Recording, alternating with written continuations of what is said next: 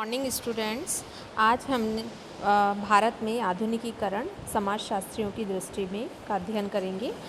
Last class में हमने परंपरा और आधुनिकता को एक साथ जोड़ा था। परंपरा का अर्थ किसी मूल्य, मान्यता आदि को ज्यों का त्यों यानी जैसा कि है वैसे ही उसी रूप में उसे अपनाना होता है, जबकि आधुनिकता विचारों, व्यवहारों एवं क्रियाओं के लिए एक दृष्टिकोण होता है। इसी के साथ हमने कल बताया था कि पश्चिम तथा भारतीय समाजों की तुलना में परंपरा और आधुनिकता का उपयोग किया जाता है, अर्थात भारत में प्रगति, परिवर्तन एवं उद्विकास परंपरा से आधुनिकीकरण की ओर होते हैं। तो इस प्रकार परंपरा का अर्थ व्यक्तियों के विचारों, आदतों, प्रथाओं आदि के संकलित रूप से है, जबकि आधुनिकता का संप्रत्यय सामाजिक, आर्थिक, राजनैतिक आदि क्षेत्रों में परिवर्तन की प्रक्रिया से संबंधित है। अतः परंपरागत समाज आधुनिक समाज से भिन्न है, परंतु पूर्णतया भिन्न हम नहीं कह सकते हैं, क्योंकि परंपरागत समाज पूर्ण रूप से परंपरागत नहीं होता है। और इसी प्रकार हम कहेंगे कि आधुनिक समाज पूर्ण रूप से आधुनिक नहीं कहा जा सकता। तो परंपरागत समाज किसी भी तरीके से पूर्णतया परंपरागत नहीं होता है। तो इस प्रकार हम कह सकते हैं कि आधुनिक समाज पूर्ण रूप से आधुनिक नहीं कहा जा सकता, क्योंकि प्रकृतितः है यह आधुनिकता उद्विकासीय है, जो स्वतः परिवर्तित होती रहती है एवं आगे बढ़ती रहती है। तो इस प्रकार हम भारत में आधुनिकीकरण समाजशास्त्रियों की दृष्टि में देखते हैं। तो उसमें है आधुनिकीकरण के संबंध में अलग अलग समाजशास्त्रियों ने अपने अलग अलग विचार कहे थे, जिसमें सर्वप्रथम हम योगेश अटल की बात करते हैं। तो योगेश अटल के अनुसार भारत में परंपरा एवं आधुनिकता साथ साथ दिखाई देती है। परिवारों के स्तर पर ऐसे अनेक उदाहरण हैं जिनमें दोनों रूप दिखाई देते हैं, जैसे कि विवाह व मृत्यु के अवसर पर विधि विधान पूर्वक कार्यक्रम किया जाना, संतान जन्म के अवसर पर श्रावण मनाना, विधि पूर्वक 40 दिन के पश्चात ही पूर्ण रूप से शुद्धि होना आदि अनेक क्रियाएं परंपरागत रूप से की जाती है। तो आज भी परिवारों में त्योहारों पर वही खाना, वही पूजन व विधि विधान किया जाता है जो पीढ़ियों से होता आया है। उसी प्रकार महिलाओं की वेशभूषा, श्रृंगार, होटलों में भोजन करना, घरों में पार्टियों का आयोजन करना आदि आधुनिकीकरण का रूप है। तो इस तरह हम कह सकते हैं कि परंपरा और आधुनिकता हमें भारतीय समाज में साथ साथ दिखाई देती। नेक्स्ट हम बात करते हैं एस.सी. दुबे। दुबे ने आधुनिकता को परंपरा का विरोधी माना है। इन्होंने भी अपनी बात को कई जो उदाहरण है उससे स्पष्ट करा है। इन्होंने बताया कि जिस प्रकार अर्जित स्थितियों में परस्पर एवं अर्जित एवं प्रदत्त परिस्थितियों में परस्पर समन्वय नहीं पाया जाता है, उसी प्रकार आधुनिकीकरण के लिए भारत के प्राचीनतम सिद्धांतों जैसे कर्म का सिद्धांत, जीवन चक्र का सिद्धांत, धार्मिकता का सिद्धांत, परलौकवाद, खंडात्मकता, कौटुंबिकता आदि को छोड़ना होगा एवं कर्तव्यपरायणता, अनुशासन को अपनाना होगा। तो दुबे ने इस बात को कहते हुए अपनी बात को आगे बढ़ाया है कि विकास की अनेक योजनाएं बनाई गई है, किंतु परंपराओं ने उनमें बाधा पहुंचाई है। लोग आज भी जाति बंधनों को महत्व देते हैं और अपने संस्कारों को त्यागना नहीं चाहते हैं। विशेषकर गांव में परंपराएं शहरों की तुलना में अधिक मान्य होती है। दुबे का कहना है कि अब ग्रामीण लोग भी आधुनिकता को मानने लगे हैं। जैसे पहले गांव में स्थानीयता, जाति, वंश, परिवार को अधिक महत्व दिया जाता था, परंतु अब उसका स्वरूप ही बदल गया। परिवार में व्यक्तिवाद का महत्व बढ़ गया है, संयुक्त परिवार विभाजित हो रहे हैं। उसका कारण यातायात, रेल, संचार के साधन, शिक्षा, सामुदायिक योजनाएं हैं। आधुनिकीकरण की प्रवृत्ति ने शहरीकरण को भी बढ़ावा दिया है। परिणाम स्वरूप ग्रामीण मान्यताएं बदलने लगी हैं, किंतु अभी भी पूरी तरीके से बदलाव नहीं आया है। तो इस प्रकार भारत में परंपरा और आधुनिकता दोनों का ग्रहण साथ साथ हो रहा है और स्थिति द्विविधात्मक बनी हुई है। आगे हम बात करते हैं रुडोल्फ एंड रुडोल्फ के अनुसार अंग्रेजों ने भारत में आधुनिकीकरण का शुभारंभ किया था।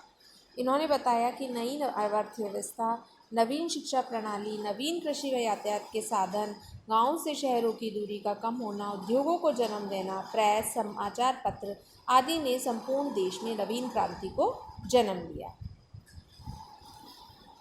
उन्होंने बताया था कि परंपरागत जाति व्यवस्था में भी अनेक क्रांतिकारी परिवर्तन आए हैं, जैसे कि एक और जाति ने अपनी प्राचीन व्यवस्था को बनाए रखा है, तो वहीं दूसरी ओर प्रजातंत्र को भी अपनाया।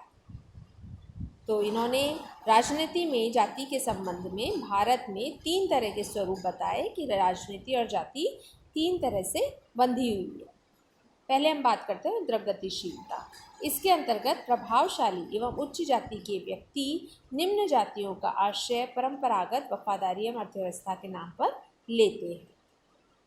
दूसरी है क्षैतिज गतिशीलता। इसमें प्रत्येक जाति के अपने जातीय संगठन बने होते हैं और अपने सदस्यों के सामाजिक, आर्थिक एवं राजनीतिक हितों को प्रोत्साहन दिया जाता है। इन नए जाति संगठनों का नेतृत्व नवीन शिक्षित पीढ़ी के हाथ में है, जो जनतांत्रिक विचारधारा को मानने वाले हैं एवं प्रजातांत्रिक एवं आधुनिक दोनों विशेषताओं से युक्त है।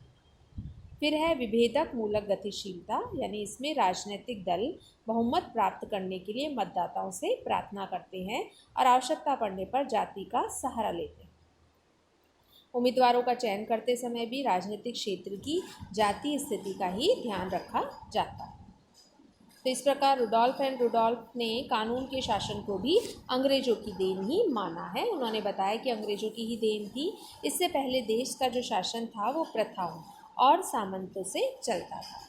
अंग्रेजों ने संपूर्ण भारत को एक प्रकार से कानून और प्रशासन द्वारा संचालित किया था और उसी के कारण आज ग्राम पंचायत से लेकर राष्ट्रीय स्तर तक न्याय व्यवस्था पाई जाती है। इसी प्रकार अंग्रेजों ने पुनर्विवाह, बाल विवाह, स्त्री संपत्ति अधिकार, सती प्रथा निरोधक कानून आदि भी आधुनिकता का ही शुभारंभ है, जो कि अंग्रेजों के द्वारा ही किया गया था। तो इस प्रकार रुडोल्फ ने बताया कि परंपरा से आधुनिकता की ओर समाज को लाने में अंग्रेजों ने भी अपना बहुत महत्वपूर्ण कार्य किया। नेक्स्ट हम बात करते हैं भारत में आधुनिकता के प्रभाव। तो यदि हम भारत में आधुनिकता की बात करें तो आधुनिकीकरण पूर्ण रूप से भारत में नहीं पाया गया है, क्योंकि पश्चिमी शिक्षा के संपर्क से इससे राजा राम मोहन राय ने सभी नागरिकों एवं स्त्री पुरुषों में समानता लाने का प्रयास करा था। उसी तरीके से द टाइम्स ऑफ इंडिया नामक समाचार पत्र के माध्यम से आधुनिकता का प्रारंभ हुआ था। स्वतंत्रता के पश्चात कई तरह की पंचवर्षीय योजनाएं बनाई, जिसमें सामाजिक, राजनीतिक, आर्थिक आदि उत्पादन कार्य बढ़े। औद्योगिकरण की गति को बढ़ावा मिला। शिक्षा में विशेषीकरण आया। बुद्धिजीवी वर्ग ने समाज के लिए अनेक नीतियां अपनाई। राष्ट्र के हित में कार्य करे। विधवा विवाह स्वीकृति, बाल विवाह निरोधक कानून, सती प्रथा की समाप्ति हुई। उसी प्रकार से औद्योगिकरण में नगरीकरण ने आधुनिकीकरण को बढ़ावा दिया। तो इन सब के कारण परिवार, जाति, नातेदारी आदि के संबंधों में भी गतिशीलता आई। इसी प्रकार धर्म, रंग, लिंग, संप्रदाय, जन्म आदि से संबंधित जो भेदभाव वाले कानून थे उनका भी समाप्तिकरण हुआ एवं स्वतंत्रता एवं समानता का अधिकार प्राप्त हो गया। इससे व्यक्ति अपने व्यक्तित्व को स्वीकारने लगा।